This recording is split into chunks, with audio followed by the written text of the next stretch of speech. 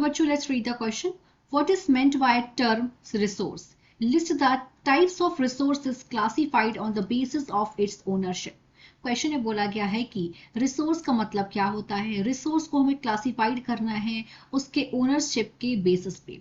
तो रिसोर्स का मतलब समझते हैं पहले, everything available in our environment, जो कुछ भी अवेलेबल होता है हमारे एनवायरनमेंट में, जो कि यूज कर सकते हैं, विच कैन बी यूज्ड किस पर्पज से, टू सेटिस्फाई अवर नीड, जो हमारी जरूरतों को सेटिस्फाई कर सके, उसके लिए जिन भी चीजों को जो भी हमारे एनवायरनमेंट में अवेलेबल है उनको हम यूज कर सकते हैं, जो कि इट इज टेक्नोलॉजिकली एसेसिबल, जो कि टेक्नोलॉजिकली एसेसिबल हो, इकोनॉमिकली फीजिबल हो और कल्चरली एक्सेप्टेबल हो, उनको बोलते हैं रिसोर्सेज।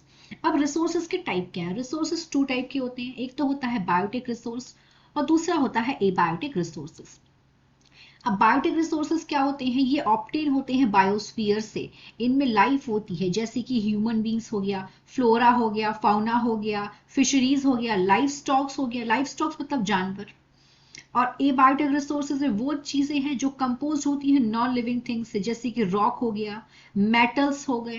तो यहाँ पे हमसे इस क्वेश्चन में यही पूछा गया कि रिसोर्सेज का मतलब क्या होता है और रिसोर्सेज को हमें यहाँ पे इसको डिफरेंशिएट करना है। तो वो कोई भी चीज है जो हमारे इस्तेमाल के लिए हम अपनी जरूरत के लिए इस्तेमाल करते हो, एनवायरनमेंट से हमें मिलती हो, जो आसानी से इकोनॉमिकली, कल्चरली और टेक्निकली इन तीनों तरीके से सही हो, वो रिसोर्सेज हैं। और अगर रिसोर्सेज को अगर हम बांटें तो 2 किस्म के होते हैं, बायोटिक और एबायोटिक।